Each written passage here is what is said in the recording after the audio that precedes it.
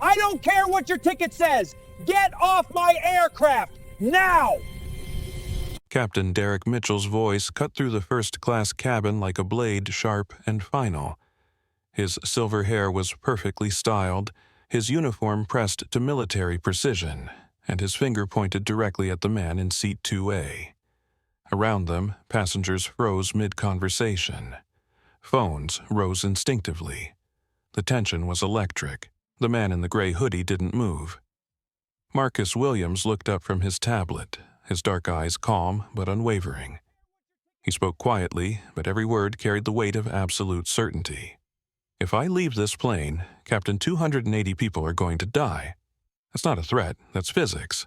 Mitchell's laugh was cruel, mocking the sound of a man who had never been wrong and couldn't imagine starting now. Security was already moving down the aisle, their heavy steps echoing through the cabin like a countdown to disaster. Passengers gasped. Some started recording. Everyone sensed they were witnessing something terrible. What none of them knew was that the man being dragged off Atlantic Airways Flight 447 was the only person who could save them. Before we dive into this incredible story, tell me, where are you watching from? Drop your city in the comments. I want to hear from every corner of the world watching this unfold. If this story of quiet courage and devastating prejudice moves you, hit that subscribe button. What happens next will change how you see justice forever. This isn't just a story about one flight. It's about how assumptions can kill, how competence has no color, and how sometimes the person you least expect holds everyone's life in their hands. Trust me, you've never heard anything like this before, and by the end, you'll never look at an airplane the same way again. Dr. Marcus Williams had been underestimated his entire life. At 36, he was one of the youngest lead systems engineers in aerospace history. Stanford PhD in aerospace engineering, MIT graduate degree in advanced propulsion systems, and the brilliant mind behind the flight control systems for Atlantic Airways' entire Boeing 787 Dreamliner fleet. Every aircraft in their fleet flew because of systems Marcus had designed, tested, and perfected over 6 years of meticulous work. But sitting in seat 2A of Flight 447, wearing his favorite charcoal gray hoodie and dark jeans, Marcus looked nothing like what people expected from a genius. His worn leather backpack was scuffed from years of travel between engineering sites. His sneakers had seen better days. To anyone glancing at him, he looked like a tired graduate student or maybe a tech support worker catching a cheap flight. That was exactly how Marcus preferred it. Growing up in Detroit as the son of an auto worker and a high school teacher, Marcus had learned early that brilliance came in all packages. His parents, David and Catherine Williams, had worked 2 jobs each to send him to MIT. They taught him that respect was earned through competence, not appearance, and that quiet confidence spoke louder than expensive clothes. Marcus carried their lessons with him everywhere. Even now, as passengers whispered and stared, he remained focused on what mattered: the data streaming across his specialized diagnostic tablet. The numbers were telling a story that made his stomach tighten with worry. He was here for one reason: to monitor the critical sensor data on Atlantic Airways' newest wing stabilizer system. It was his design, his innovation, and his responsibility. The early readings from previous flights had shown minor fluctuations, barely noticeable to anyone else, but to Marcus, they were warning signs of something much worse. What he was seeing now confirmed his worst fears. Storm clouds gathered over New York like a bruised fist, and the first drops of rain were already streaking down the massive glass windows of JFK Terminal 4. The weather forecast called for severe turbulence, delayed departures, and frustrated travelers. It was exactly the kind of day when tempers ran short and patience wore thin. Atlantic Airways Flight 447 sat at Gate 23 gleaming under the terminal lights.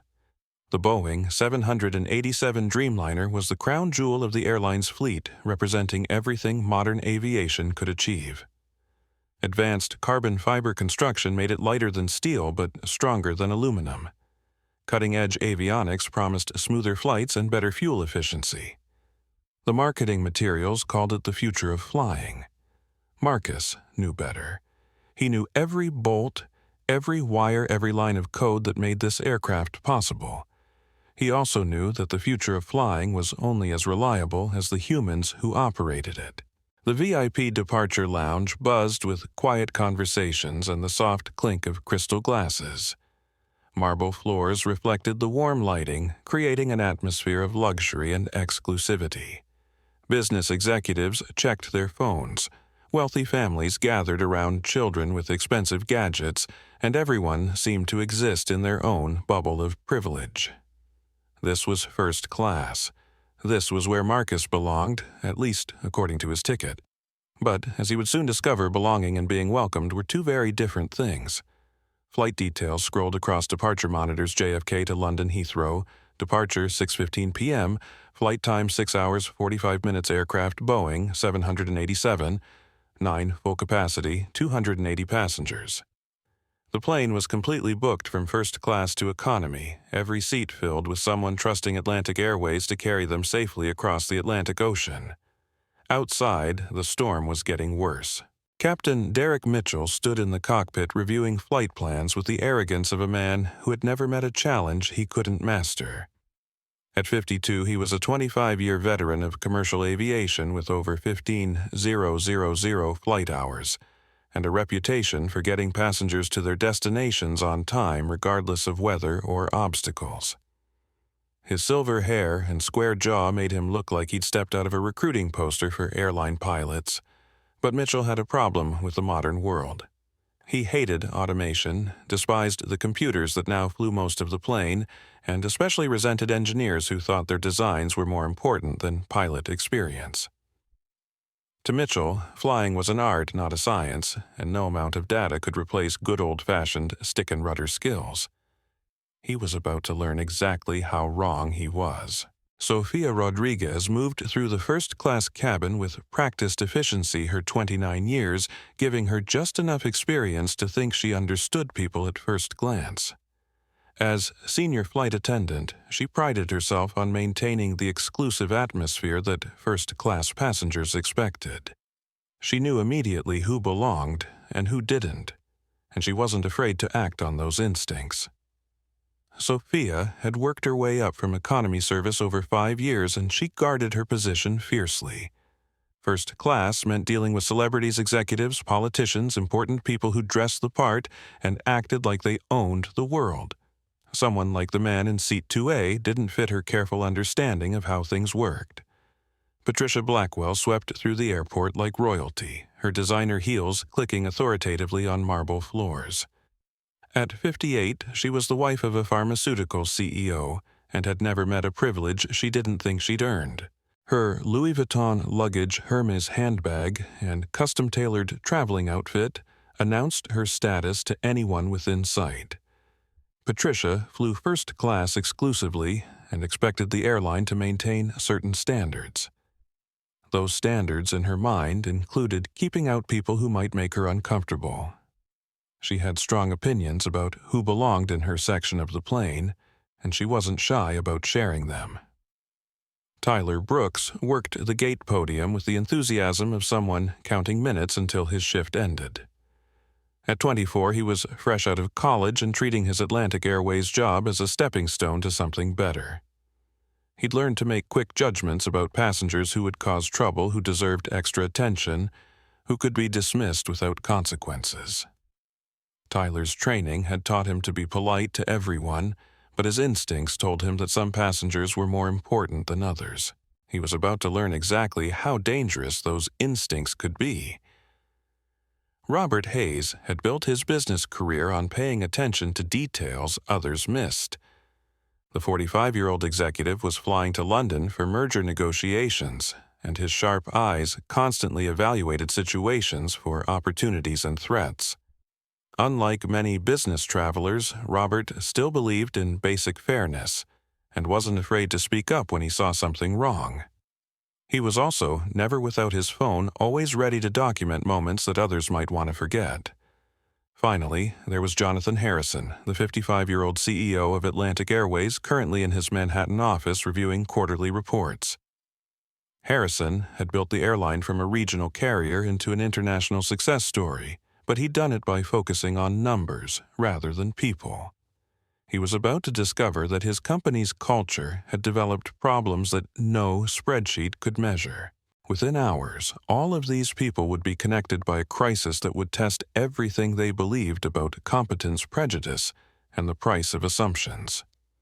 Marcus Williams stood quietly in the priority boarding lane, checking his tablet one more time before boarding.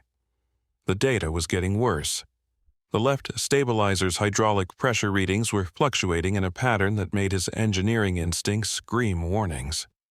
He needed to get on this plane not for the first-class seat his company had booked, but to monitor the sensors during flight. "Excuse me." The voice was sharp, cutting through his concentration like a knife. "Economy boarding is that way." Marcus looked up to see Patricia Blackwell pointing toward the general boarding area, her expression mixing annoyance with disbelief. She clutched her Hermes bag like a shield and stared at him as if he'd wandered into her living room uninvited. "I'm in the right line," Marcus said calmly, holding up his boarding pass. "Seat 2A. Patricia's eyes widened, then narrowed. She turned to her husband, speaking loudly enough for everyone around them to hear. "Richard, look at this. They're letting anyone use the priority lane now." "I suppose standards don't mean what they used to." Her words rippled through the boarding area like a stone thrown into still water. Other first-class passengers turned to stare. Some looked embarrassed by Patricia's bluntness, but others nodded in agreement. A few pulled out their phones either to complain to the airline or to start recording what they sensed might become an incident. Marcus had been here before. Not literally in this airport, but in this moment, the moment when strangers decided he didn't belong based on nothing more than his appearance. He'd learned long ago that responding with anger only confirmed their assumptions. Better to let his credentials speak for themselves.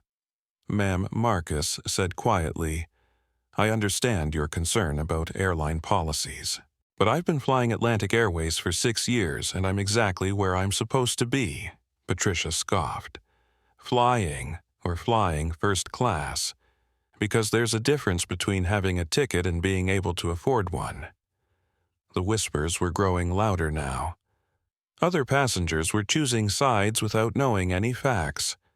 Some were clearly uncomfortable with Patricia's accusations, but others seemed to agree that Marcus looked out of place among the business suits and designer clothes. "He doesn't even have proper luggage," someone murmured behind Marcus. "Probably upgraded with points or something," another voice added.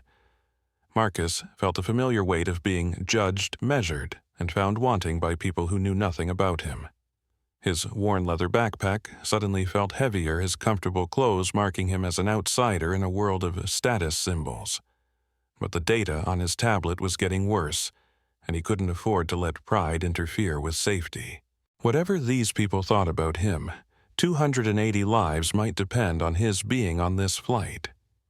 Robert Hayes watched the scene unfold from the 3 passengers back in line, his business instincts telling him this was about to become a much bigger problem. He'd seen workplace discrimination before, but rarely so openly displayed. His phone was already in his hand, finger hovering over the record button. "This is about to get ugly," he whispered to the woman next to him, who was also staring at the confrontation. Patricia's voice grew louder, emboldened by what she mistook for support from other passengers. "I pay good money for first-class service, and that includes not having to wonder if the person next to me belongs there. Maybe you should check his ticket more carefully." Marcus felt something shift in his chest, not anger, but a deep sadness for people so trapped by their assumptions they couldn't see past them. He thought about his parents who had worked multiple jobs to give him opportunities these people took for granted. He thought about the 6 years he'd spent designing the aircraft they would all soon board. Most of all, he thought about the data showing potential hydraulic failure, and decided that dignity mattered less than duty. Tyler Brooks looked up from his computer screen as the priority boarding line reached his podium, immediately noticing the disturbance near the front. He could hear raised voices and see phones being held up to record whatever was happening. Great. Another social media incident waiting to happen. When Marcus finally reached the boarding gate, Tyler barely glanced at him before holding out his hand for the boarding pass. This was the moment Tyler had been dreading. Whatever drama was brewing in line was now his responsibility to handle. Marcus scanned his phone against the reader. The machine beeped with a solid affirmative green light. First class, Seat 2A, VIP status, corporate account. Tyler blinked, looking at his screen more carefully. Dr. Marcus Williams, Aerotech Dynamics, priority corporate passenger. But looking at Marcus, really looking at him, Tyler saw only a young black man in casual clothes who didn't match Tyler's mental image of a corporate VIP. The dissonance made him uncomfortable, and like many people facing unexpected situations, he chose the explanation that fit his assumptions rather than the evidence in front of him. Dr. Freeman Tyler said, deliberately mispronouncing the name while studying Marcus's appearance. Corporate VIP status. Williams Marcus corrected gently. And yes, Aerotech Dynamics has a standing agreement with Atlantic Airways for engineering consultations. Tyler typed something into his computer, frowning at the screen as if it were giving him incorrect information. I don't see any memo about corporate personnel flying today. Usually, we get advance notice for special passengers. The word special hung in the air with obvious implications. Behind Marcus, other passengers were growing impatient but also increasingly interested in the delay. It was a last-minute addition. Marcus explained, his patience beginning to wear thin. I need to monitor stress sensors on the new wing stabilizer systems during this transatlantic crossing. It's routine maintenance monitoring. Tyler shrugged a gesture that managed to convey both dismissal and skepticism. Well, the computer says your ticket is valid, so I guess you can board. But maybe next time dress appropriately for the cabin you're sitting in. First-class passengers pay a lot of money for their experience. They don't expect to feel like they're sitting in a gym locker room. The insult hit its mark, but Marcus kept his expression neutral. He'd heard worse, and from people who mattered more than a gate agent having a bad day. But behind him, other passengers were listening, and some were already forming opinions about whether Tyler was speaking for them. Robert Hayes had heard enough. He stepped forward, his phone now openly recording. "Excuse me," Robert said, his voice carrying the authority of someone accustomed to being heard. "Did you just tell a paying first-class passenger to dress differently? Is that Atlantic Airways policy?" Now Tyler's face flushed red. "Sir, you were just explaining dress codes that don't exist, commenting on someone's appearance based on..." What exactly? Robert kept his phone steady, making sure he captured Tyler's discomfort.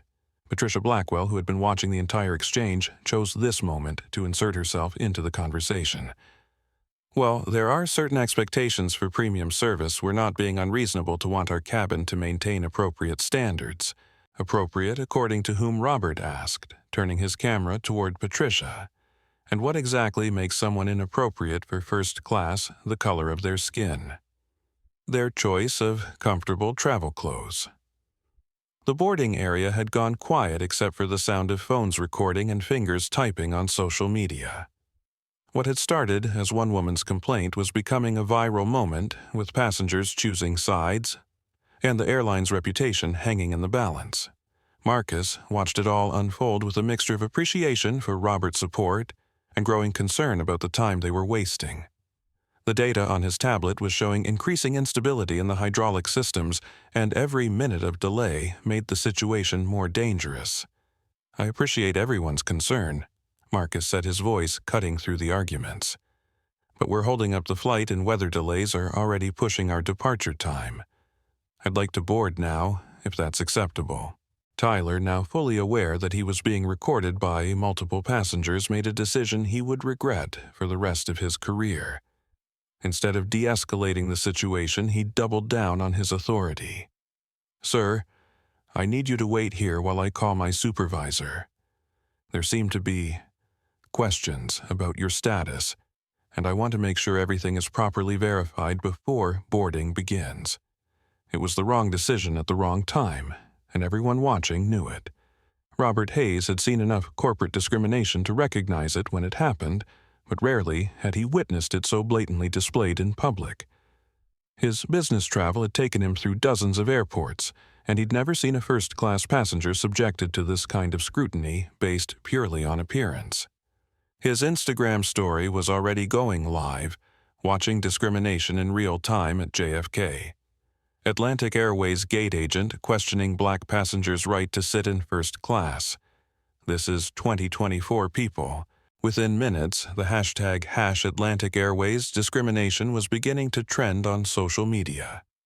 Robert's followers were sharing the story, adding their own commentary and tagging news outlets that specialized in viral discrimination stories.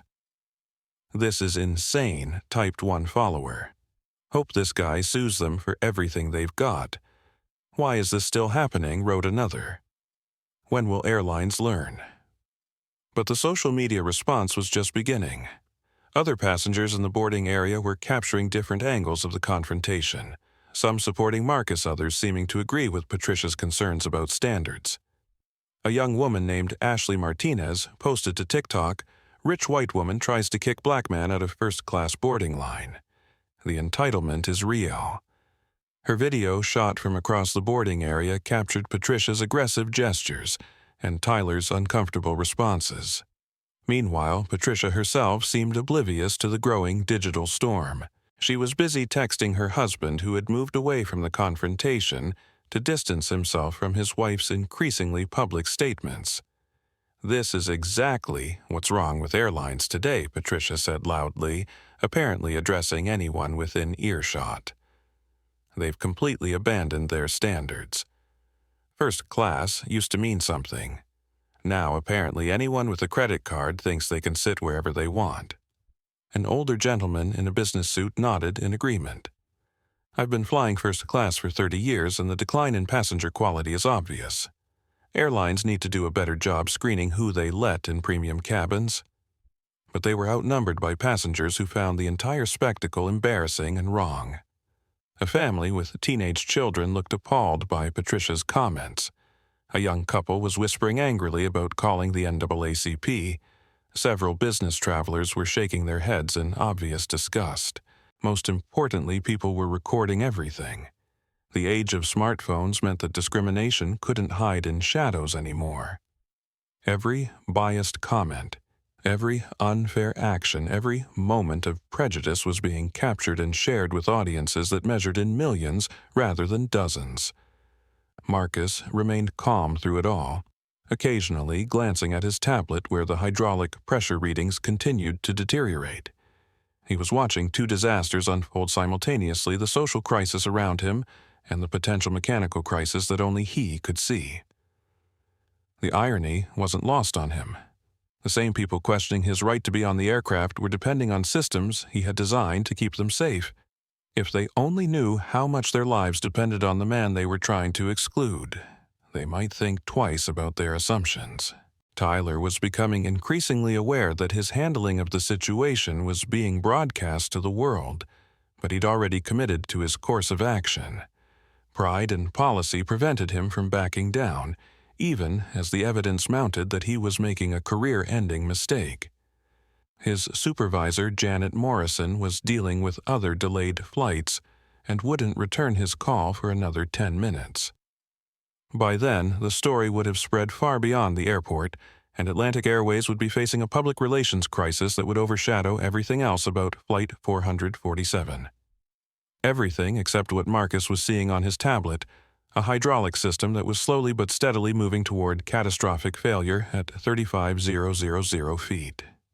When Tyler's supervisor finally arrived and grudgingly allowed Marcus to board, the atmosphere in the first-class cabin was already electric with tension. Word of the gate confrontation had traveled through the passenger manifest faster than gossip at a high school reunion. Everyone boarding after Marcus knew exactly who he was and had formed opinions about whether he belonged there. Marcus found seat 2A and immediately began stowing his essential equipment. His diagnostic tablet was the most important item in his bag, a ruggedized device specifically designed to interface with Boeing 787 maintenance systems. Most passengers would see it as an expensive computer. Marcus saw it as a lifeline that might save everyone on the plane. The tablet connected wirelessly to the aircraft's maintenance network through protocols that Marcus himself had helped design. Within seconds, real-time data began streaming across his screen engine temperatures, hydraulic pressures, electrical system status, wing stress measurements, and dozens of other parameters that told the story of the aircraft's health. What he saw made his stomach tighten with worry. The left stabilizer's hydraulic pressure was now showing a 1.2% variance from optimal levels. To most people, that would sound like a trivial deviation, barely worth noticing. But Marcus knew that hydraulic systems were like human circulatory systems. Small problems became big problems very quickly, especially under the stress of high-altitude flight. At ground level, the aircraft's backup systems could compensate for minor hydraulic variations. But at 35,000 feet with the plane flying at 550 miles per hour through turbulent air, that 1.2% variance could become a 5% failure in minutes. And a 5% failure in the stabilizer hydraulics would mean complete loss of control authority. Marcus opened his engineering notes and began calculating failure probability curves, his fingers moving quickly across the tablet's screen. The math was unforgiving. If the current rate of deterioration continued, the hydraulic system would reach a critical failure approximately 90 minutes into the flight. That would put them somewhere over the North Atlantic, hundreds of miles from the nearest emergency landing site. But even more troubling was the pattern of the pressure variations. This wasn't random mechanical wear, it was a progressive failure that suggested a fundamental flaw in either the system design or the installation. Marcus had reviewed the installation protocols personally, and they had been followed correctly, which meant the problem was in his design. The possibility that his own engineering work might be flawed was devastating, but not as devastating as the possibility of 280 people dying because he'd missed something critical in his calculations. Whatever was causing the hydraulic instability, Marcus was probably the only person on the plane qualified to diagnose and potentially fix it. He was so absorbed in the data that he didn't notice Patricia Blackwell settling into seat 1A or her pointed comments to her husband about the situation in the seat behind them. He missed the flight attendants gathering near the galley, whispering among themselves about the passenger who had caused trouble during boarding. Marcus was focused entirely on the numbers, and the numbers were telling him that Flight 447 was flying toward disaster. Sofia Rodriguez had been briefed about the incident at the gate before boarding began. According to Tyler's report, there had been questions about a passenger's credentials and some kind of social media controversy involving discrimination accusations. Tyler had been vague about details, but the implication was clear someone had complained about a passenger who didn't fit first-class expectations. When Sophia saw Marcus in seat 2A, absorbed in his tablet and dressed in casual clothes that cost less than most first-class passengers' shoes, she immediately knew she was looking at the source of the problem. Her 5 years of flight attendant experience had taught her to read passenger dynamics quickly, and everything about this situation set off warning bells. First, there was Patricia Blackwell's obvious displeasure. Patricia was a frequent flyer who commanded respect and generated significant revenue for Atlantic Airways. Her complaints carried weight, and Sophia knew that keeping VIP passengers happy was essential to her own career advancement. Second, there was the matter of the tablet. Sophia had attended mandatory training about electronic devices and cybersecurity threats. Passengers weren't supposed to connect personal devices to aircraft systems, and Marcus's tablet was obviously interfacing with something on the plane. The screen showed scrolling data and technical readouts that looked exactly like what security training had warned them about. Third, there was Marcus himself. Sophia prided herself on reading people, and Marcus didn't read like a typical first-class passenger. He was too young, too casually dressed, and too focused on his technology to match her profile of corporate executives and wealthy travelers. In her experience, people who belonged in first class acted like they belonged. Marcus acted like someone trying to prove he had the right to be there. Sophia made a decision that would soon prove catastrophic for her career and potentially for everyone on the plane. Instead of asking polite questions or giving Marcus the benefit of the doubt, she decided to challenge his presence directly. "Excuse me, sir," Sophia said, approaching Marcus's seat with the authoritative tone she used for unruly passengers. "I need to see your boarding pass again." Marcus looked up from his tablet, blinking as he refocused from technical data to human interaction. "I showed it at the gate. There was quite a discussion about it, actually." "Yes, well, there seems to be a discrepancy with our manifest. Sophia lied smoothly, and I need you to turn that electronic device off immediately. We're still at the gate, and personal devices aren't allowed to connect to aircraft systems." Marcus's expression shifted from confusion to concern. "This isn't a personal device. It's a certified diagnostic tool with FAA approval for maintenance monitoring. I have authorization from Aerotech Dynamics to—" "I don't care what authorizations you claim to have," Sophia interrupted, her voice rising enough to catch the attention of nearby passengers. "You're tampering with airline property, and that's a federal offense. Unplug that device immediately." The accusation hung in the air like an electrical charge. Other first-class passengers turned to stare, some pulling out phones to record what was obviously becoming another confrontation. Patricia Blackwell smiled with satisfied vindication. She'd been right about this passenger all along. Marcus felt the familiar frustration of being disbelieved by people who should know better. But this time the stakes were higher than his pride or even his professional reputation. The data on his tablet was showing continued deterioration in the hydraulic systems, and turning off his monitoring equipment would leave him blind to potentially catastrophic changes. "Ma'am," Marcus said, his voice remaining calm despite his growing alarm. "I'm Dr. Marcus Williams, lead systems engineer for Aerotech Dynamics. We designed the flight control systems for this aircraft. This tablet is monitoring critical safety parameters, and shutting it down would be extremely inadvisable." Sophia stared at him for a moment, then let out a short, incredulous laugh that carried clearly through the cabin. "You designed the plane right, and I'm the Secretary of Transportation, sir. I've been doing this job for 5 years, and I know a security threat when I see one." She stepped closer, lowering her voice but not her intensity. "You can either comply voluntarily, or I can call security and have you removed from the aircraft. Given the trouble you've already caused today, I don't think that would end well for you."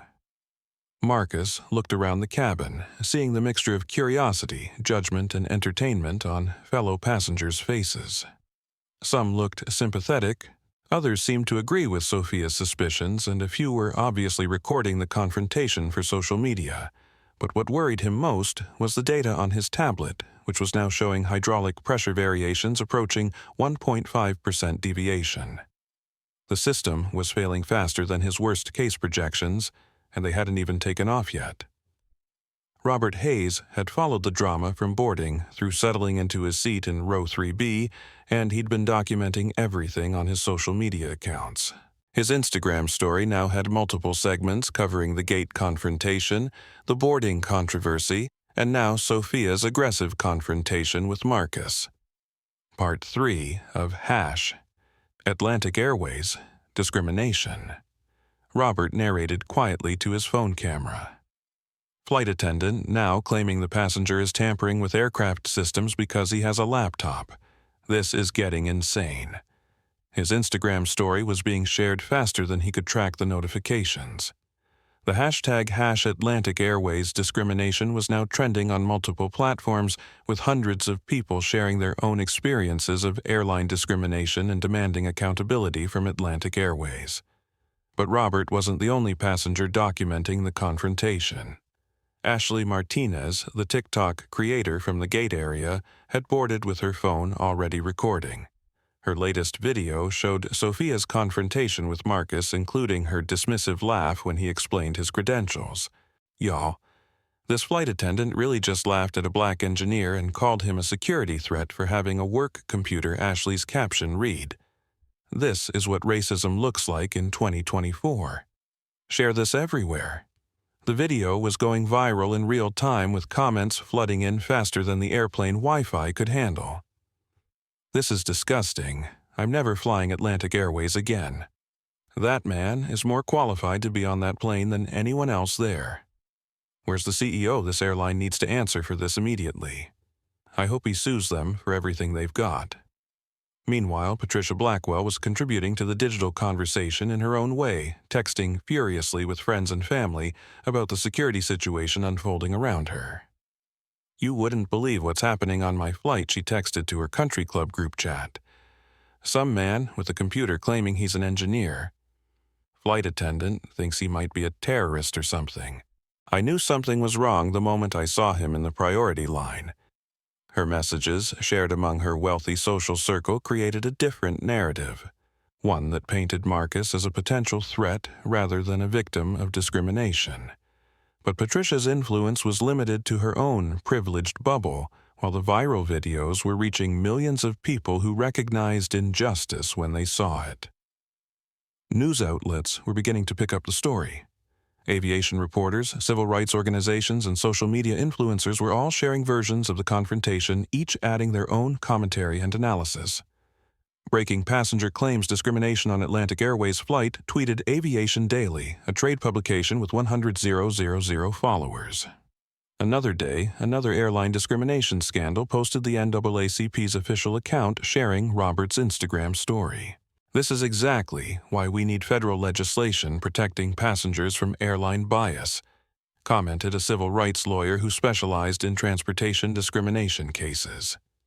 The story was taking on a life of its own, spreading far beyond the aircraft and creating pressure that would soon reach Atlantic Airways' executive offices.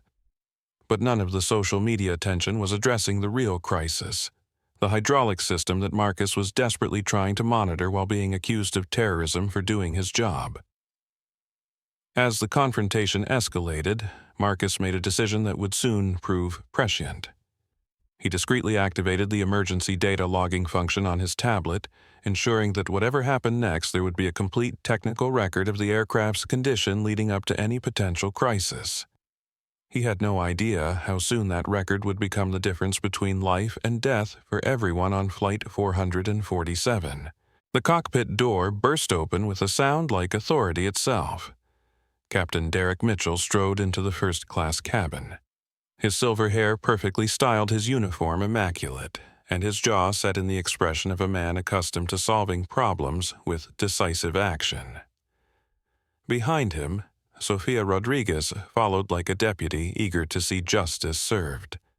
Mitchell had been flying commercial aircraft for 25 years, accumulating over 15,000 flight hours and a reputation as one of Atlantic Airways' most reliable captains. He'd successfully handled emergency landings, severe weather, and unruly passengers with equal competence. In his mind, this was just another situation requiring firm leadership and clear authority. What Mitchell didn't know was that he was about to make the worst decision of his career. "Where's the problem, passenger?" Mitchell asked loudly, his voice carrying clearly through the cabin. His eyes swept the first-class section until they landed on Marcus, who was still absorbed in the increasingly alarming data on his tablet. Sophia pointed dramatically. "Seat 2A, Captain. He's been connecting unauthorized devices to aircraft systems and claims to be some kind of engineer. When I asked him to comply with safety protocols, he became argumentative and disruptive." Mitchell looked at Marcus, really looked at him, and saw exactly what Sophia had seen: a young black man in casual clothes who didn't fit the profile of passengers he was accustomed to defending. The dissonance between Marcus's appearance and his claimed credentials triggered every bias Mitchell didn't realize he carried. Sir Mitchell set his voice, carrying the full weight of his authority. "I'm Captain Mitchell, and this is my aircraft. I understand you've been causing problems since boarding began." Marcus looked up from his tablet, his expression shifting from concentration to concern. "Captain, there are no problems with me, but there are serious problems with your hydraulic systems that we need to discuss immediately." Mitchell's eyes flicked to the tablet, seeing the scrolling data and technical readouts that Sophia had reported. His security training kicked in, overriding any inclination to listen to Marcus's actual words. "I need you to shut down that device immediately and explain why you're attempting to access restricted aircraft systems," Mitchell said, stepping closer to Marcus's seat. "Unauthorized access to flight control computers is a federal crime. Captain Marcus said, his patience beginning to fray. "I'm Dr. Marcus Williams from Aerotech Dynamics. We designed the flight control systems for this aircraft. This tablet is monitoring critical safety parameters that indicate potential hydraulic failure in your left stabilizer system." Mitchell's laugh was sharp and dismissive. "Right. And I suppose you just happened to be on my flight wearing a hoodie and carrying hacking equipment." "Sir, I've been flying for 25 years. I think I can tell the difference between a passenger and a systems engineer."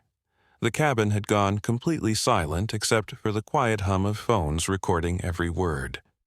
Other passengers watched with fascination and growing alarm as the confrontation escalated beyond anything they'd expected from a routine flight. Marcus felt the familiar frustration of being prejudged, but now that frustration was mixing with genuine alarm about the aircraft's condition. The hydraulic pressure variance had reached 1.8%, approaching the threshold where backup systems would begin engaging automatically. "Captain, with the respect, your hydraulic systems are failing. I need to monitor these readings during flight to ensure passenger safety. This isn't about credentials or authority. This is about physics and engineering reality." Mitchell's face darkened with anger. "Don't lecture me about flying, son. I've landed planes in conditions you couldn't imagine. I don't need some kid with a computer telling me how to do my job." Marcus realized that appealing to authority wasn't working, so he tried appealing to evidence. He turned his tablet toward Mitchell, showing the real-time hydraulic pressure readings that painted an increasingly alarming picture of system deterioration. "Captain, look at this data. Left stabilizer hydraulic pressure has varied by 1.8% over the past 20 minutes. This isn't normal fluctuation, it's progressive failure. If this continues, you'll lose control authority at altitude." Mitchell glanced at the screen dismissively. "I see numbers on a computer screen. Anyone can generate numbers. What I don't see is any official notification from maintenance, any warnings from aircraft systems, or any reason to believe unauthorized passenger equipment over certified flight instruments. Your certified flight instruments won't detect this failure pattern until it's too late," Marcus explained urgently. "The monitoring systems I designed are more sensitive than standard aircraft sensors. They can detect microfluctuations that indicate impending catastrophic failure." "You designed," Mitchell's voice dripped with skepticism. "Kid, I don't know what game you're playing, but I'm not interested in participating. Atlantic Airways has been flying 787S for 3 years without incident. Our maintenance records are impeccable, our safety protocols are industry standard, and our aircraft systems are monitored by the most advanced technology available." Marcus pulled up a screen showing technical specifications that only someone intimately familiar with Boeing 787 systems could understand. "Captain, I can show you the design schematics, the installation protocols, the testing data. Everything that proves these systems are my work. But what matters right now is that your left stabilizer hydraulic system is approaching critical failure." Mitchell barely glanced at the technical data. His aviation experience had taught him that complex emergencies were usually preceded by multiple warning systems, and none of his cockpit instruments were showing any irregularities. More importantly, his experience with unruly passengers had taught him that people would claim anything to avoid consequences for disruptive behavior. "I've heard enough," Mitchell said, his voice rising to fill the cabin. "Sir, you've disrupted boarding, violated federal regulations regarding electronic devices, and attempted to access restricted aircraft systems without authorization. I'm ordering you to shut down that device and disembark immediately." "Captain, you don't understand." "No, you don't understand," Mitchell interrupted angrily. "I'm responsible for the safety of 280 passengers and crew. I don't have time for game scams or whatever this is. Security is already on their way, and you can explain your engineering credentials to federal agents on the ground." Marcus felt desperation beginning to override his professional composure. The hydraulic readings were now showing 2.1% variance, and the pattern suggested accelerating failure. At this rate, the system would reach critical instability within the first hour of flight, well before they could return to an airport for emergency landing. Captain Mitchell Marcus said, standing to face the pilot directly, I'm begging you to listen. My name is Dr. Marcus Williams. I have a PhD in aerospace engineering from Stanford. I've spent 6 years working on the flight control systems for Atlantic Airways' 787 fleet. The aircraft you're about to fly has a hydraulic system that's failing in a pattern I recognize because I helped design the monitoring protocols that are detecting it. Mitchell stared at Marcus for a long moment, taking in his casual clothes, his youth, his earnest expression, and his desperate tone. Everything about the situation felt like a scam designed to manipulate him into poor decisions. I don't care if you claim to have designed the space shuttle, Mitchell said finally. You look like a troublemaker, not an engineer, and I'm not risking the safety of this flight based on whatever story you're trying to sell. Security officers were already boarding the aircraft called by Sofia Rodriguez before Mitchell had even entered the cabin. They moved efficiently through the first-class section, guided by Sofia's pointing finger toward Seat 2A. This is the passenger causing the disturbance, Sofia told the lead security officer, a large man named Frank Gutierrez, who had dealt with unruly passengers before. He's been attempting to access aircraft computer systems without authorization, and the captain has ordered his removal. Frank looked at Marcus, seeing a calm young man holding a tablet and looking more concerned than defiant. In Frank's experience, truly disruptive passengers were usually agitated, argumentative, or obviously intoxicated. Marcus appeared to be none of those things. Sir Frank said professionally, I need you to gather your belongings and come with us. The captain has requested your removal from the aircraft. Marcus looked around the cabin, seeing dozens of passengers recording the confrontation, their expressions ranging from sympathy to entertainment to judgment. Patricia Blackwell was smiling with obvious satisfaction. Robert Hayes looked angry and was speaking rapidly into his phone. Other passengers seemed confused about what was happening and why. Officer Marcus said quietly, May I ask what I'm being removed for? I haven't broken any laws, violated any regulations, or threatened anyone's safety. In fact, I'm trying to prevent a safety emergency that could kill everyone on this plane. Frank glanced at Captain Mitchell, who nodded grimly. Sir, you're being removed for attempting to access restricted computer systems and for disruptive behavior during boarding. The captain has absolute authority over aircraft safety, and he's determined that your presence poses a risk to this flight. The only risk to this flight is ignoring the hydraulic system failure that I'm trying to monitor, Marcus replied, his voice remaining calm despite his growing desperation. But I understand that you have procedures to follow. Marcus began gathering his belongings, moving slowly and deliberately to avoid any actions that might be interpreted as threatening. His tablet continued displaying hydraulic data that showed the system deteriorating toward critical failure, but no one else in the cabin understood what the numbers meant. As he stood to leave, Marcus made one final attempt to prevent the disaster he could see approaching. He turned to face the entire first-class cabin, speaking clearly enough for everyone to hear. Ladies and gentlemen, my name is Dr. Marcus Williams, and I'm a systems engineer with Aerotech Dynamics. This aircraft has a hydraulic failure developing in the left stabilizer system. If you experience any unusual vibrations, rolling motions, or control problems during flight, please alert the flight crew immediately and request an emergency landing at the nearest airport. Enough, Mitchell barked. Remove him now. Security escorted Marcus down the aisle, past passengers who were recording every moment on their phones. As he reached the aircraft door, Marcus stopped and turned back toward Captain Mitchell. Captain, he said, his voice carrying clearly through the cabin, when that hydraulic system fails, and it will fail, remember that you had someone on this plane who could have helped you prevent it. Remember that you chose to remove the one person who understood the systems keeping you alive. Mitchell's face flushed with anger. Get him out of here before I have him arrested for making terroristic threats. That wasn't a threat, Captain Marcus said sadly. It was a warning. And I hope for everyone's sake that I'm wrong about what's going to happen. But Marcus knew he wasn't wrong.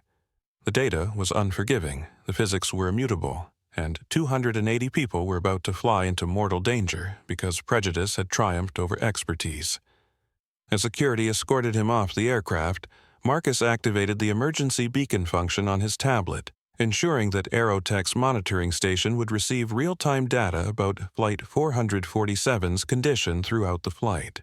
It wasn't much, but it was the only way he could continue trying to protect the passengers who had just rejected his help. Behind him, passengers were posting videos and social media updates about the dramatic removal of a passenger who claimed to be an engineer. Most focused on the discrimination and injustice they'd witnessed. None of them realized they'd just watched the removal of the only person who might be able to save their lives. Flight 447 finally pushed back from the gate at 6:47 p.m., 32 minutes behind schedule due to what the gate agents diplomatically called a security incident. Captain Mitchell completed his pre-flight checklist with the confident efficiency of someone who had performed these routines thousands of times. Every system showed green. Every reading fell within normal parameters. Everything appeared perfect for a routine transatlantic crossing. In the passenger cabin, the mood was a mixture of relief at finally departing and excited chatter about the dramatic confrontation they'd all witnessed.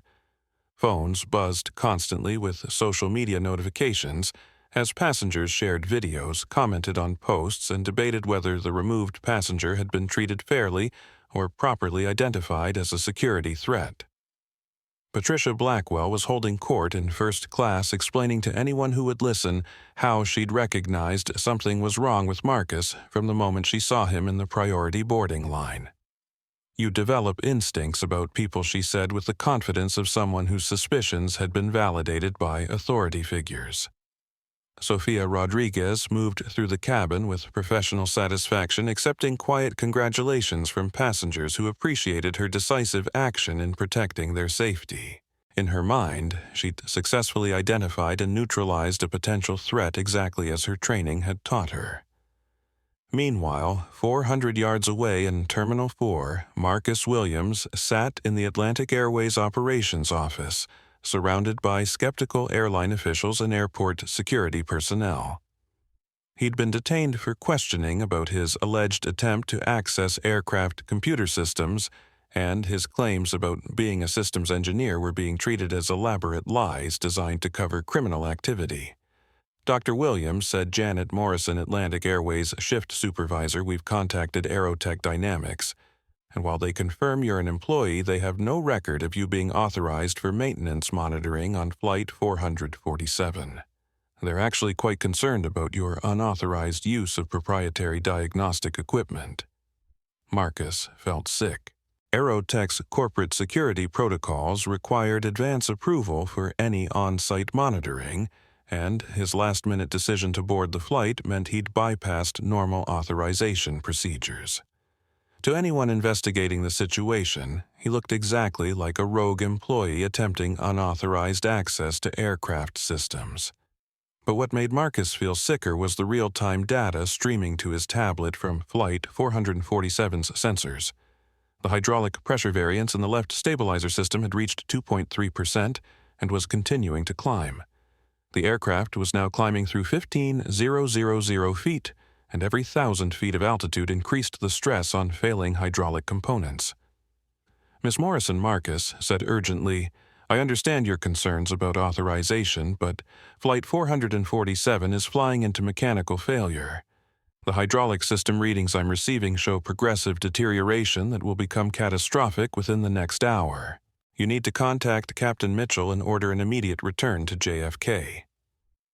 Janet looked at the tablet screen, seeing scrolling numbers and technical displays that meant nothing to her. She'd been dealing with airline operations for 12 years, and she'd learned to be suspicious of anyone claiming to have critical information that contradicted normal procedures. "Mr. Williams, even if your readings are accurate, Captain Mitchell has full authority over flight safety decisions. If there were serious mechanical problems, his aircraft systems would alert him automatically. Our 787s have multiple redundant safety systems specifically designed to prevent the kind of failure you're describing." Marcus tried a different approach. "Miss Morrison, can you at least relay my concerns to the cockpit? Ask Captain Mitchell to monitor his hydraulic pressure readings more closely than usual." Ask him to be alert for any unusual vibrations or control responses. I'm not asking you to order an emergency landing. I'm just asking you to make sure the flight crew is prepared for potential problems." Janet considered this request. It seemed reasonable, and it would create documentation that Atlantic Airways had responded appropriately to Marcus's concerns, even if those concerns proved unfounded. "I can do that," she said, reaching for the radio to contact Flight 447.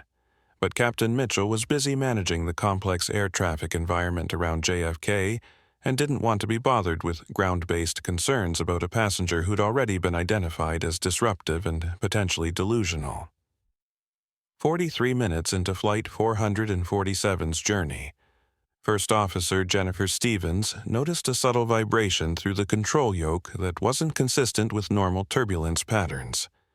She'd been flying 787S for 3 years, and she'd developed sensitivity to the aircraft's normal rhythms and responses.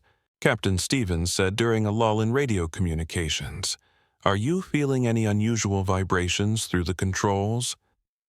"Something feels slightly off." Mitchell glanced at his instrument panel, which showed all systems operating within normal parameters. The hydraulic pressure readings were steady, the flight controls were responsive, and the aircraft was maintaining course and altitude exactly as programmed. "I'm not feeling anything unusual," Mitchell replied. "These aircraft are incredibly smooth compared to older models. What you're noticing is probably just the difference in air density as we climb through altitude layers." Stevens wasn't entirely convinced, but Mitchell's experience commanded respect. If the captain wasn't concerned about minor vibrations, she wouldn't press the issue. She'd learned that questioning senior pilots too aggressively was a quick way to damage her career prospects. What neither pilot realized was that the autopilot system was already making micro-corrections to compensate for subtle changes in control authority. The hydraulic pressure variance that Marcus had been tracking was affecting the responsiveness of the left stabilizer, and the flight management computer was automatically adjusting other control surfaces to maintain stable flight. These compensations were so small and gradual that they were imperceptible to the crew, but they were masking a growing crisis that would soon exceed the autopilot's ability to manage. Meanwhile, in the passenger cabin, Robert Hayes was monitoring social media responses to his coverage of Marcus's removal. The story had exploded across multiple platforms with #Atlantic Airways discrimination trending on Twitter, viral videos on TikTok, reaching millions of views, and news outlets beginning to pick up the story for their evening broadcasts. Update. Still, no response from Atlantic Air about discrimination incident Robert posted to his 50000 Instagram followers. Passenger removed for security threat was actually an engineer trying to monitor safety systems. This gets worse the more we learn. The comments were overwhelmingly supportive of Marcus and critical of the airline. "I hope this engineer sues them for everything they're worth. How does the airline not recognize the person who designed their planes?" This is exactly why we need federal legislation protecting passengers from airline bias. I'm boycotting Atlantic Airways until they fire everyone involved in this discrimination. But buried among hundreds of supportive comments was one that made Robert's blood run cold. Wait, he was monitoring safety systems. What if he was trying to warn them about something important? What if the plane is actually in danger? Robert stared at that comment, remembering Marcus's desperate attempts to explain something about hydraulic systems and safety concerns. At the time, Robert had focused on the obvious discrimination and injustice. But what if Marcus had been trying to warn them about genuine mechanical problems? Robert looked around the cabin, noticing for the first time that the ride seemed slightly less smooth than usual. The aircraft was experiencing minor vibrations and small course corrections that felt different from normal turbulence. He pulled out his phone and began typing a new post. Getting concerned about this flight. The engineer they removed was specifically trying to monitor safety systems. Flight feels rougher than normal. Is it possible he was trying to warn us about mechanical problems? As Flight 447 continued eastward over the Atlantic Ocean, the story of Marcus Williams's removal was becoming one of the biggest airline discrimination scandals in social media history. Videos of his confrontation with Captain Mitchell had been viewed over 10 million times across platforms, with news outlets, civil rights organizations, and aviation experts all weighing in on the incident. But what started as a clear-cut case of airline discrimination was becoming more complicated as people began examining Marcus's claims about safety concerns and technical expertise. Aviation experts who reviewed the viral videos were startled to hear Marcus discussing specific hydraulic system details that only someone with intimate knowledge of Boeing 787 design would understand. Dr. Sarah Chen, an aerospace engineering professor at MIT, posted a detailed Twitter thread analyzing Marcus's technical statements. "I've reviewed the viral videos from Atlantic Airways Flight 447. The passenger's comments about left stabilizer hydraulic pressure variance and control authority loss are highly specific and technically accurate. Only someone with advanced knowledge of 787 systems would know these details. This wasn't random technobabble. This was expert-level engineering analysis." Her thread was shared thousands of times, adding a new dimension to public discussion about the incident. What if Marcus wasn't just a victim of discrimination? What if he was also a safety expert whose warnings had been ignored? Aviation industry publications began investigating Marcus's credentials and discovered that he was indeed exactly who he claimed to be, a lead systems engineer at Aerotech Dynamics, with direct responsibility for Atlantic Airways 787 flight control systems. Exclusive passenger removed from Atlantic Airways flight designed the aircraft's safety systems, reported Aviation Week in a breaking news alert that sent shockwaves through the industry. Meanwhile, Aerotech Dynamics was facing its own public relations crisis. Social media pressure was mounting for the company to explain why they hadn't backed up their employee during the airport confrontation, and why their security protocols had prevented Marcus from monitoring systems he'd personally designed. But the most alarming development came from other engineers and pilots who began examining the technical implications of Marcus's warnings. If Flight 447 was truly experiencing the hydraulic system failures he'd described the aircraft, and everyone aboard might be in mortal danger. Flight tracking websites showed thousands of people following Flight 447's progress across the Atlantic, watching for any signs of emergency procedures or course deviations that might indicate mechanical problems. The story was no longer just about discrimination. It was becoming a real-time drama about whether a plane full of people was flying toward disaster, and whether the only person qualified to help them had been removed from the aircraft because of prejudice and assumptions.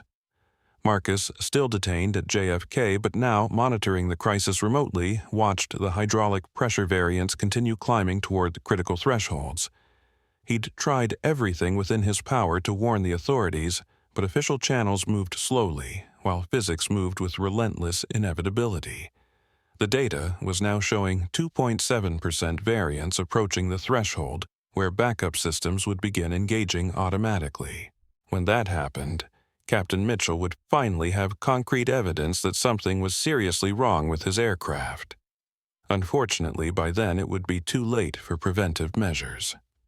They'd be flying over the middle of the Atlantic Ocean, hundreds of miles from emergency landing sites, with hydraulic systems failing faster than anyone could compensate. Marcus prayed that his engineering calculations were wrong, but deep in his heart he knew they weren't. Flight 447 was flying toward catastrophe, and he was powerless to stop it. At exactly 8:23 p.m. Eastern Time, with Flight 447 cruising at 35,000 feet over the North Atlantic, Marcus Williams' worst fears became reality. The left stabilizer's primary hydraulic line, weakened by metal fatigue that his monitoring systems had detected hours earlier, burst under the pressure differential created by high-altitude flight. The failure was instantaneous and catastrophic. One moment, Captain Mitchell was reviewing weather reports for their London arrival. The next moment, his aircraft was rolling violently to the left as the stabilizer lost hydraulic pressure and control authority. "Mayday! Mayday! Mayday!" First Officer Stevens shouted into her radio as alarms blared throughout the cockpit. "Atlantic, 447 experiencing flight control emergency. We're losing control authority and entering an uncontrolled roll. In the passenger cabin, the effect was terrifying. The aircraft suddenly banked 30 degrees to the left, then 45 degrees, throwing passengers against their seatbelts and sending loose items flying across the aisles. Overhead, compartments burst open, spilling luggage onto screaming passengers below. Patricia Blackwell, who had spent the flight congratulating herself for identifying a security threat, found herself pressed against her window as the aircraft rolled past 60 degrees. Her designer handbag flew across the cabin, striking another passenger in the head. Her confident worldview was literally turning upside down. "What's happening?" she screamed, but her voice was lost in the chorus of terror filling the cabin. Robert Hayes, strapped into seat 3B with his phone still in his hand, was trying to process the impossible speed with which their routine flight had become a nightmare. One moment, he'd been posting updates about airline discrimination. Now, he was live-streaming what might be his final minutes of life. "Oh God," he spoke into his phone as the aircraft continued its violent roll. "The plane is out of control. The engineer they removed was right. He was trying to warn us." Captain Mitchell fought desperately with the controls, but the aircraft was no longer responding to conventional inputs. The autopilot had disengaged automatically when the hydraulic failure exceeded its compensation parameters, leaving him to manually control an aircraft that was rolling toward an inverted position at 550 miles per hour. "Jennifer," he shouted to his first officer, "I need emergency procedures for hydraulic failure. The left stabilizer isn't responding." Stevens was already pulling up emergency checklists, but the procedures for total hydraulic failure were designed for controlled descent scenarios, not uncontrolled rolling at cruise altitude. The aircraft was now past 90 degrees of roll, and gravity was combining with aerodynamic forces to accelerate their descent toward the ocean. Captain emergency procedures call for reducing power and attempting to level the aircraft using asymmetric thrust. Stevens replied, her voice steady, despite the G-forces pressing her into her seat. But Mitchell's 25 years of flying experience hadn't prepared him for this scenario. He'd trained for engine failures, severe weather, and system malfunctions, but never for the complete loss of hydraulic control authority that Marcus had tried to warn him about. As the aircraft rolled through 120 degrees and entered an unrecoverable dive, Mitchell felt the crushing weight of realization. The young man in the hoodie, the passenger he'd dismissed as a security threat, had been trying to prevent exactly this catastrophe.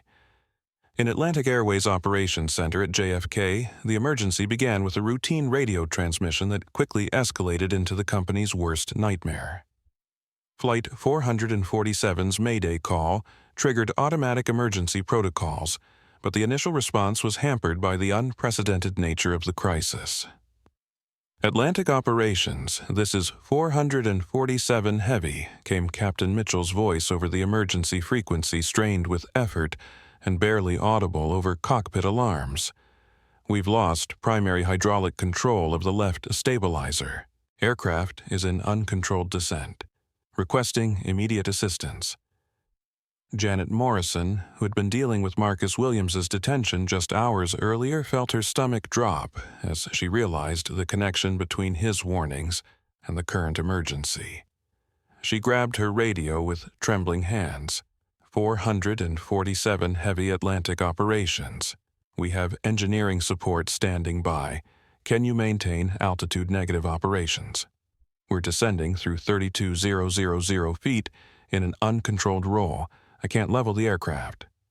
Morrison looked around the operations center, seeing the growing panic in her colleagues' eyes. This was exactly the scenario Marcus had predicted, and he was currently sitting in a security office being interrogated as a potential terrorist. "Get Dr. Williams up here immediately," she shouted to security personnel, "and get me a direct line to the cockpit." Marcus was brought to the operations center under escort, still technically in custody, but now desperately needed by the same people who had dismissed his warnings. When he saw the radar display showing Flight 447's erratic descent profile, his worst fears were confirmed. "They're at 30,000 feet and descending at 30,000 feet per minute," Morrison said urgently. "Can you help them?" Marcus looked at the data streaming from Flight 447's emergency transponder, seeing hydraulic pressure readings that confirmed total system failure in the left stabilizer. But his years of engineering experience also showed him possibilities that the flight crew couldn't see. "Get me radio contact with Captain Mitchell," Marcus said, sitting down at the communications console. "I can walk him through manual control procedures using asymmetric engine thrust and rudder authority." Morrison established the connection, and suddenly Marcus's voice was filling the cockpit of Flight 447. "Captain Mitchell, this is Dr. Marcus Williams speaking from Atlantic Operations. I know you can hear me, and I know you're dealing with exactly the hydraulic failure I tried to warn you about. But this aircraft can still be controlled manually if you follow my instructions exactly." In the cockpit of Flight 447, Captain Mitchell's pride warred with his desperation as Marcus's voice came through the radio. The man he'd ridiculed and removed from the aircraft was now offering to save everyone's life. Dr. Williams Mitchell said, his voice cracking with emotion, "I need your help. Tell me what to do. Captain, you need to reduce power on both engines to 60% immediately. The aircraft is gaining speed in the dive, which is making the roll worse. Reduce power now." Mitchell followed the instructions, pulling back the throttles as the aircraft continued its terrifying descent through 28,000 feet. The reduction in power slowed their descent rate slightly, but they were still rolling uncontrollably. "Good, Captain. Now I need you to use asymmetric thrust to counter the roll. Increase power on the right engine to 75% while keeping the left engine at 60%. This will create a turning moment that should help level the aircraft." The technique was advanced flight dynamics that wasn't taught in standard pilot training, but Marcus's engineering background gave him knowledge of aerodynamic principles that could save the aircraft. As Mitchell adjusted engine power settings, the violent rolling motion began to slow. "It's working," Stevens shouted. "The roll rate is decreasing." "Excellent," Marcus replied, monitoring telemetry data from 1000 miles away. "Now, I need you to use rudder input to help coordinate the turn. Apply full right rudder and hold it steady while maintaining the asymmetric thrust setting." For the next 20 minutes, Marcus guided Captain Mitchell through a series of emergency procedures that no pilot had ever attempted before. Using engine thrust differentials, rudder inputs, and careful manipulation of the aircraft's remaining control surfaces, they gradually regained control of the aircraft. "Atlantic, 447. You're now level at 15,000 feet with stable flight characteristics," came the voice of air traffic control. "We have emergency landing clearance at Boston Logan. Runway 4 left is clear and emergency equipment is standing by." The landing approach was unlike anything Mitchell had ever attempted. Without normal hydraulic control authority, every adjustment required precise coordination between engine thrust and rudder inputs, guided by Marcus's real-time calculations and engineering expertise. "Captain, you're going to land this aircraft using engine thrust for pitch control and rudder for heading control," Marcus explained. "It's going to feel completely different from normal landings, but the aircraft is controllable if you trust the physics." As Flight 447 approached Boston Logan's runway 4 left, emergency vehicles lined the taxiways with lights flashing and foam equipment ready. But thanks to Marcus's guidance, the landing was surprisingly smooth. The aircraft touched down firmly but safely, rolling out normally before taxiing clear of the runway. When the engines finally spooled down and the cabin lights came on, 280 passengers and crew members were alive because the man they'd rejected had spent every moment since his removal working to save them. In the sudden silence that followed engine shutdown, Captain Mitchell's voice came over the cabin public address system. "Ladies and gentlemen, this is your captain speaking. Our safe arrival tonight is due to the expertise and dedication of Dr. Marcus Williams, the passenger we removed before departure. Dr. Williams guided us through an emergency that should have been impossible to survive. We owe him our lives." Throughout the cabin, passengers who had watched Marcus's removal with varying degrees of sympathy or approval now understood the full magnitude of what had transpired. They'd witnessed discrimination that nearly cost them their lives, saved only by the grace and competence of the man they'd allowed to be humiliated. Patricia Blackwell, her designer clothes rumpled and her carefully styled hair disheveled, sat in stunned silence. She'd been wrong about everything. Her assumptions, her prejudices, her confident judgments all had been revealed as dangerous delusions that had nearly killed everyone aboard. Robert Hayes, still clutching his phone, looked directly into his camera one final time. Dr. Marcus Williams just saved 280 lives from 1000 miles away. He guided us through an impossible emergency after being removed from the flight for trying to prevent it. This man is a hero, and everyone who dismissed him should be ashamed. The aircraft sat safely on the Boston Logan ramp. Engines, quiet passengers alive, and a story of prejudice and redemption that would change Atlantic Airways forever. The Atlantic Airways VIP lounge at Boston Logan had been hastily converted into a crisis management center with executives, investigators, and media representatives crowding into a space designed for quiet luxury. Outside news vans lined the airport perimeter as word spread about the dramatic emergency landing and the discrimination scandal that had preceded it. Jonathan Harrison, CEO of Atlantic Airways, had flown from New York on the company jet, arriving at Boston Logan 30 minutes after Flight 447's emergency landing. His normally composed demeanor was cracked with stress as he faced the worst crisis in the airline's history, a mechanical emergency that had nearly killed 280 people caused by discrimination that had removed the only person qualified to prevent it. When Marcus Williams finally arrived at the lounge, still technically in custody but now accompanied by federal aviation investigators rather than airport security, the room fell silent. The man who had been dismissed as a security threat was now recognized as the hero who had saved everyone aboard Flight 447. Marcus looked tired but resolute as he faced the room full of passengers who had witnessed his removal. He carried the same worn leather backpack and wore the same gray hoodie that had marked him as suspicious to Captain Mitchell and Sofia Rodriguez. But now, those casual clothes seemed to emphasize the gulf between appearance and expertise that had nearly proven fatal. Dr. Williams Harrison said, stepping forward with genuine humility, "I want to personally apologize for the treatment you received from our employees. Your warnings were accurate, your concerns were valid, and our failure to listen nearly resulted in tragedy." Marcus nodded acknowledgement but didn't speak immediately. His eyes swept the lounge, taking in the faces of passengers who had watched his humiliation with varying degrees of sympathy, amusement, or approval. Most now looked ashamed. Some were crying.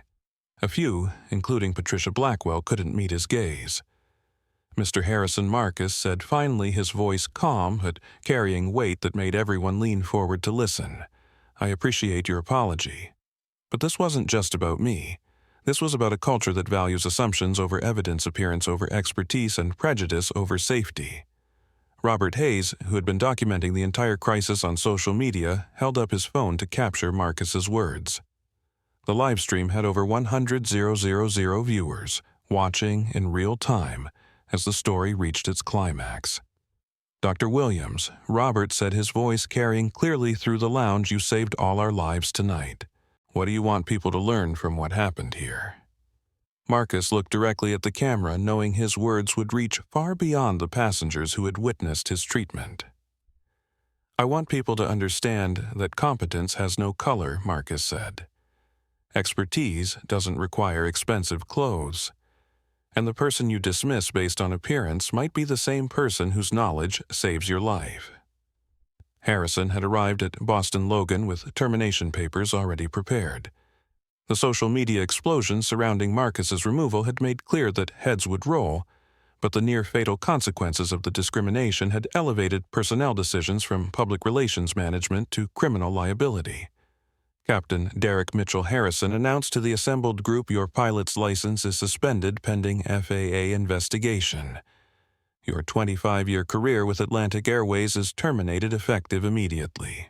Your decisions today endangered 280 lives and nearly destroyed this company."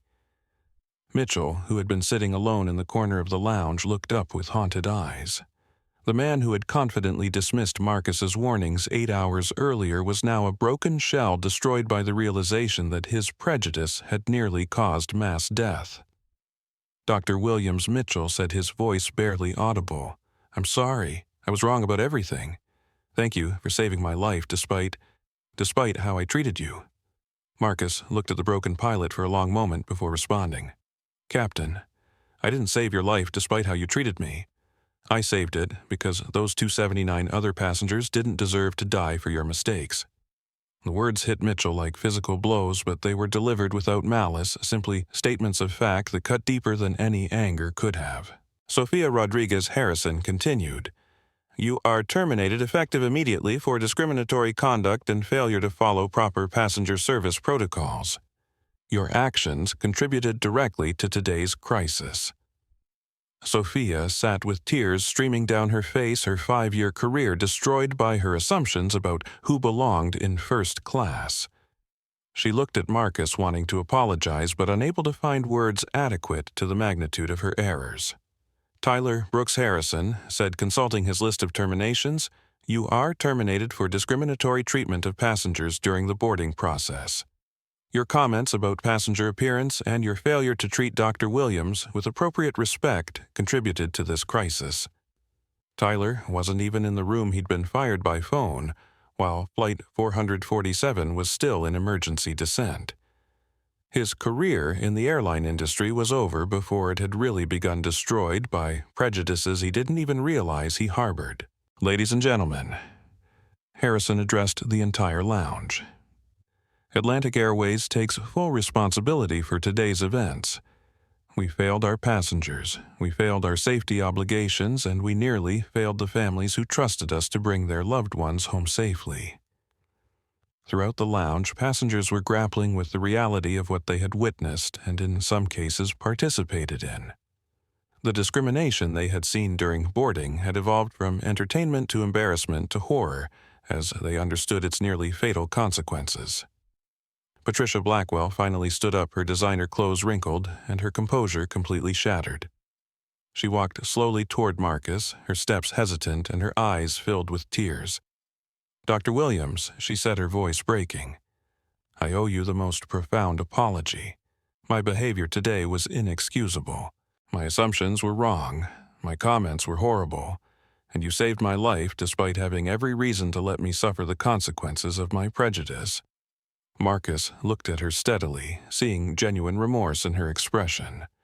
"Mrs. Blackwell, I appreciate your apology, but what matters more than what you say now is what you do going forward. This experience should change how you see people who don't fit your expectations." Patricia nodded, tears flowing freely. "It has. It will. I promise you it will." Robert Hayes stepped forward, extending his hand to Marcus. "Dr. Williams, I've been posting about this situation all day, but I want to say in person you're a hero. Not just for your technical expertise, but for your grace under pressure, and your willingness to save people who had treated you badly." Marcus shook Robert's hand. "Thank you for documenting what happened today. Sometimes, the only way to change unjust practices is to make sure people can see how they really work." Other passengers approached Marcus with their own apologies, expressions of gratitude and commitments to do better. A businessman confessed that he'd agreed with Patricia's comments during boarding.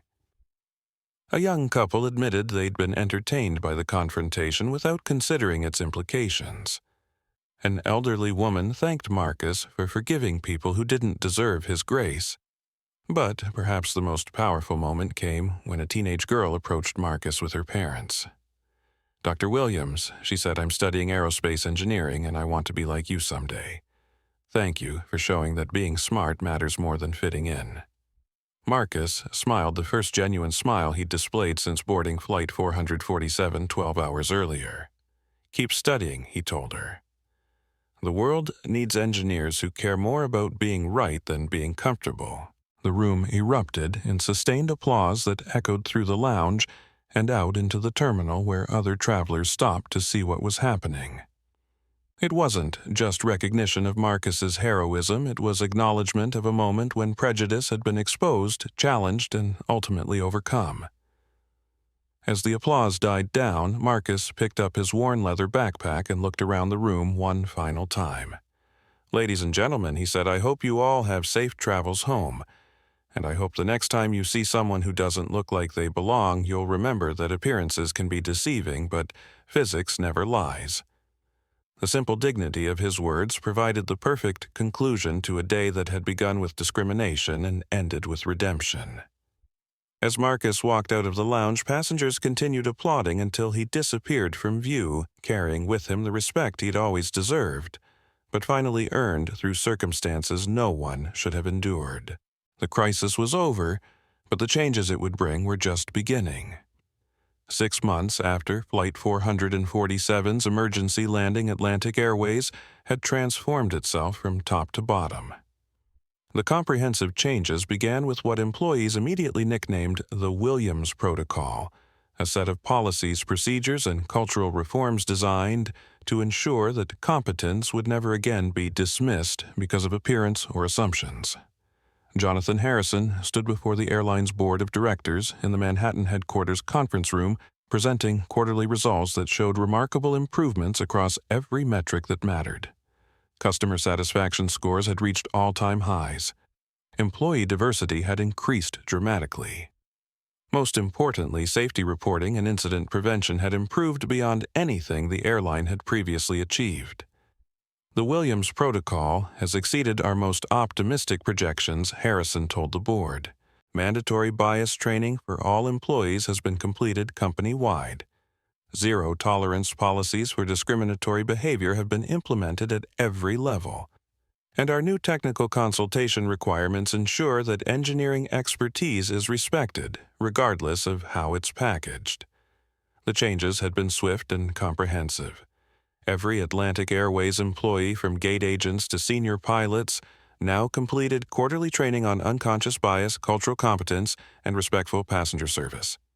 The training wasn't just theoretical, it included specific scenarios based on the Flight 447 incident, ensuring that every employee understood exactly how prejudice could escalate into safety crises. New hiring practices prioritized competence and character over appearance and assumptions. Promotion criteria were revised to emphasize inclusive leadership and evidence-based decision-making. Performance evaluations now included specific measures of respectful treatment for all passengers, regardless of their appearance or perceived status. Perhaps most significantly, Atlantic Airways had established the Technical Expert Program, which granted special status to engineers and technical specialists who needed to monitor or inspect aircraft operations. These experts could now board aircraft in any appropriate attire, carry necessary diagnostic equipment, and communicate directly with flight crews about safety concerns. The program's first participant was Dr. Marcus Williams, who now served as Atlantic Airways' chief safety consultant while maintaining his position at Aerotech Dynamics.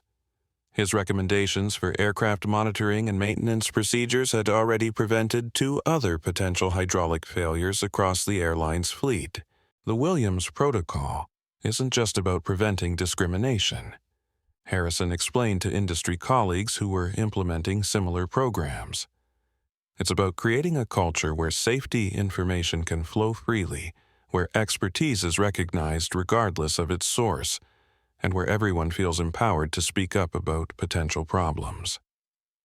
Marcus Williams had never sought fame or recognition, but the story of Flight 447 had made him one of the most recognizable figures in commercial aviation. His calm professionalism during the crisis, combined with his gracious response to the discrimination he'd experienced, had made him a symbol of competence triumphing over prejudice. But Marcus used his newfound platform carefully focusing on education rather than publicity. He accepted speaking engagements at engineering conferences, university campuses, and industry workshops, always emphasizing technical excellence and inclusive leadership rather than dwelling on the injustices he'd experienced. "I don't want to be known as the engineer who was discriminated against," Marcus told audiences. "I want to be known as the engineer who helped prove that good decisions come from good data, regardless of who provides it." His promotion to Chief Safety Officer at Aerotech Dynamics had come with expanded responsibilities for training programs and safety protocols across the aerospace industry. Marcus worked directly with airlines, aircraft manufacturers, and regulatory agencies to develop better ways for identifying and addressing potential safety issues before they became emergencies. The technical innovations that emerged from the Flight 447 incident were changing how airlines monitored aircraft health.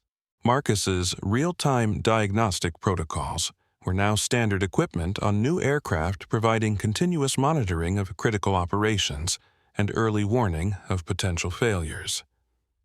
But perhaps Marcus's greatest legacy was the generation of young engineers and pilots who saw him as proof that technical competence could overcome any barrier. Engineering schools reported increases in minority enrollment, with many students citing Marcus's example as inspiration for their career choices. At MIT, where Marcus had earned his graduate degree, the Williams Fellowship was established to support graduate students from underrepresented backgrounds pursuing aerospace engineering. The fellowship emphasized not just technical training, but leadership development and advocacy skills needed to ensure diverse voices were heard in critical industries. Dr. Williams showed us that engineering isn't just about solving technical problems, said Dr. Sarah Chen, who directed the fellowship program. It's about solving human problems, too. Sometimes the biggest barrier to safety isn't a mechanical failure. It's a failure of imagination about who can provide solutions. Marcus continued flying Atlantic Airways regularly, often wearing the same gray hoodie that had marked him as suspicious on Flight 447. But now, flight crews recognized him immediately, greeting him with respect and gratitude rather than suspicion. His presence on flights served as a constant reminder that competence came in all packages. More importantly, other passengers learned from his example. Social media was filled with stories of travelers defending fellow passengers against discrimination, citing the Flight 447 incident as proof that everyone deserved respect and dignity regardless of their appearance. 1 year after Flight 447's emergency landing, Marcus Williams found himself back at JFK Terminal 4, preparing to board the same route to London Heathrow. Atlantic Airways had invited him to participate in a memorial ceremony honoring the anniversary of the incident and celebrating the changes that had emerged from the crisis. As Marcus approached Gate 23, he was struck by how different the atmosphere felt from that stormy evening 12 months earlier. The boarding process was respectful and efficient. Gate agents treated every passenger with courtesy regardless of their appearance. The priority boarding line welcomed travelers based on their tickets rather than their clothing. When Marcus reached the boarding podium, the gate agent, a young woman named Lisa Torres, who had been hired under the airline's new inclusive recruiting program, smiled warmly as she scanned his boarding pass. "Dr. Williams," she said, "it's an honor to have you flying with us today. Thank you for everything you've done to make aviation safer for everyone." Marcus boarded Flight 447, the same aircraft that had nearly crashed a year earlier, now equipped with enhanced monitoring systems he had helped design. As he found his seat in 2A, he was greeted by Captain Jennifer Stevens, who had been promoted to captain after completing additional training in crisis management and inclusive leadership.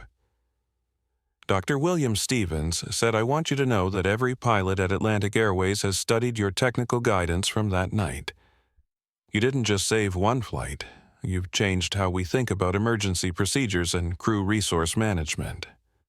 The flight to London was routine in the best possible way. Smooth takeoff, stable cruise, comfortable landing. But for Marcus, it represented something far more significant than a successful trip. It represented proof that change was possible, that organizations could learn from their failures, and that technical excellence and human dignity could coexist. As the aircraft touched down at London Heathrow, Marcus reflected on the journey that had brought him from discrimination to recognition, from being dismissed to being celebrated, from being removed from an aircraft to helping save everyone aboard it. He thought about the passengers who had applauded Patricia Blackwell's prejudice and later applauded his heroism. He thought about Captain Mitchell, who had lost his career but gained humility.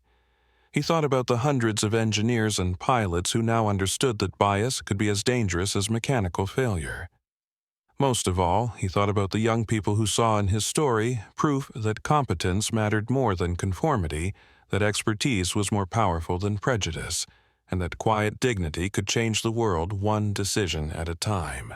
When Marcus disembarked at Heathrow, he was met by representatives from Rolls-Royce, the company that manufactured the engines he had helped design monitoring operations for. They were implementing his safety protocols across their entire product line, ensuring that future flights would benefit from lessons learned through discrimination and redeemed through expertise. As Marcus walked through the terminal past travelers who might or might not recognize him, he carried with him the knowledge that his experience had made aviation safer for everyone. The man who had been judged by his hoodie had helped create a world where competence was judged by performance rather than appearance. Flight 447 had been more than an emergency landing. It had been a transformation of an airline of an industry, and of the understanding that safety and dignity were inseparable values that protected everyone who trusted their lives to the expertise of others. The story of Marcus Williams proved that sometimes the person you least expect to save your life is exactly the person you need most. And sometimes the greatest changes begin with someone having the courage to stand up and say, "If I leave this plane, people are going to die." That's not a threat, that's physics. In the end, physics and justice had prevailed. Thank you for watching this incredible story of courage, prejudice, and redemption. If Dr. Marcus Williams's story moved you, if it made you think differently about assumptions and appearances, then please hit that like button right now. Share this video with everyone you know, your family, your friends, your coworkers. Post it on your social media. Send it to someone who needs to hear this message about dignity and respect. And if you haven't already, smash that subscribe button and ring the notification bell. We share stories like this every single day. Stories about justice, courage, and people who change the world through quiet strength and unwavering principles. Drop a comment below and tell us. Have you ever been judged unfairly because of how you looked? Have you ever witnessed discrimination and wished you'd spoken up? What would you have done if you were on Flight 447? Your story matters. Your voice matters. And together, we can build a world where competence is valued over appearances, where expertise is respected, regardless of packaging, and where everyone gets the dignity they deserve. Until next time, remember, never judge a book by its cover. The person sitting next to you in casual clothes might just be the genius who saves your life.